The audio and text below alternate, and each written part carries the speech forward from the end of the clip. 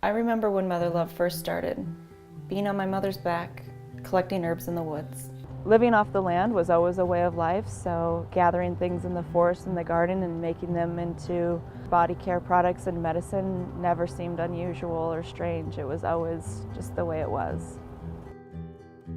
In the early 80s, I became pregnant with my oldest daughter, Silencia. I knew that I wanted to make my own products for pregnancy and breastfeeding. I wanted what was natural. I wanted what was growing outside my door. My original recipes were very simple. They were made with what grew in my garden. These products I started giving to friends. They said, wow, these really work. And I said, well, you know, I can teach people about this knowledge that I have gained.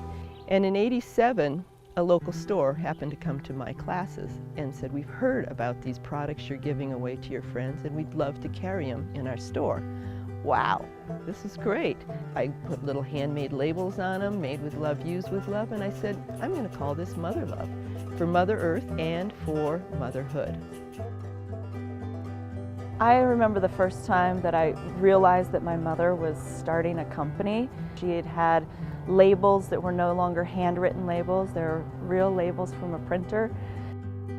I went to Austin, Texas, and went into a little store called Whole Foods. They said, wow, we have nothing like this, and they bought the products. Most places had never considered products, herbal products for pregnancy and breastfeeding. It was really the ground level for this market.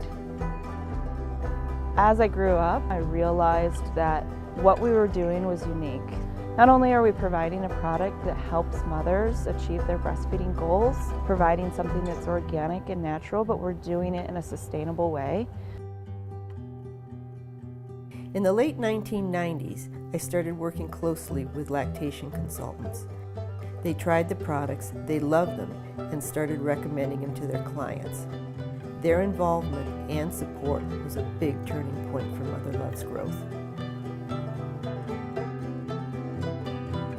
2014, we found our current facility in Fort Collins, Colorado, and at the same time, we acquired a 120-acre certified organic farm.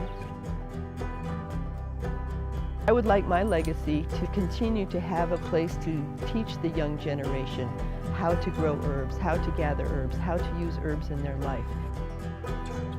So today I am retired, and I'm so grateful that my daughters are running the company. It is still family run and an all-woman owned business. Today, Motherlove's sold in over 10,000 retailers across the U.S. and we're trademarked in 40 different countries. Being part of my mother's legacy and carrying on the vision that she started is something that I'm proud to continue at Motherlove.